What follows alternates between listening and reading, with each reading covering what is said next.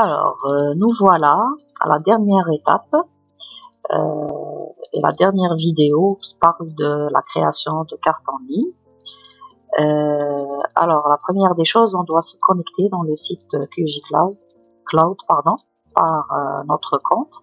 Après, on va aller à QGIS. Bien sûr, normalement, vous avez déjà votre Cloud qui est déjà installé.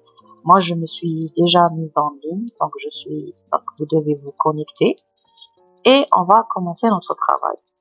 Donc, la seule contrainte à respecter est de ne pas ajouter des couches raster dans le projet. Donc, vous pouvez avoir autant de couches vectorielles ou bien des couches WFS ou bien WMS que vous voulez, à la limite de ne pas dépasser les 50 mégas, comme je l'avais déjà mentionné.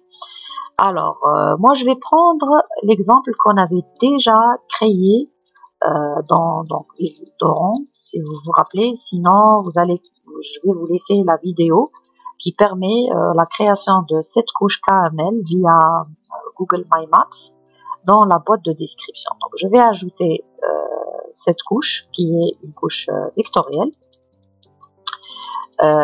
Voilà. Donc, j'avais déjà créé et je vais maintenant, une fois que les données sont chargées dans QGIS, je vais aller à l'onglet compte et normalement on doit créer, ici en téléchargement, donc normalement on doit créer une base de données. Donc le nombre va être dépassé. Normalement, moi j'avais déjà créé une. Donc vous, pour la première fois, vous devez par exemple cliquer ici pour créer une base de données. Donc vous aurez votre base de données. Puis on va alors sélectionner les couches ou layers à télécharger. C'est-à-dire vous devez charger vos données qui sont présentes dans QGIS, dans le projet, et cliquer sur téléchargement de données. Donc on aura le téléchargement de la table et mes 3 tables dans le serveur. Donc, normalement ça va prendre du temps. En attendant, je vais vous rappeler voilà, c'est bon, c'est fait. Donc je dois enregistrer le projet. Donc, je vais essayer de l'enregistrer dans l'endroit. Voilà. Donc je vais enregistrer le projet sous alors ville Oran. Voilà. Et je vais aller à l'onglet carte. Alors, dans l'onglet carte, je peux ajouter des layers, des calques d'arrière-plan. Alors, par exemple, je peux cliquer Open ici à OpenStreetMaps. Alors, vous allez remarquer que si vous vous rappelez, j'avais ici ajouté alors Jamel Al-Quds, si vous vous rappelez, et là j'avais mis bon, ça n'apparaît pas, voilà, ville, agglomération et tout. Donc normalement c'est géoréférencé, c'est-à-dire j'ai un arrière-plan qui est adéquat avec ma carte.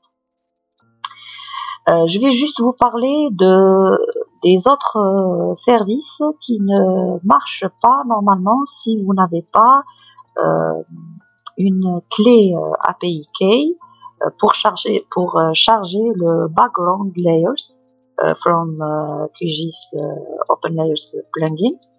Donc possible, je sais pas, la prochaine fois je vais vous montrer dans une autre vidéo comment créer cette clé et comment l'activer pour avoir des arrière-plans, le background des layers. Alors, il reste la dernière étape, c'est la publication de ma carte. Donc, je vais enregistrer.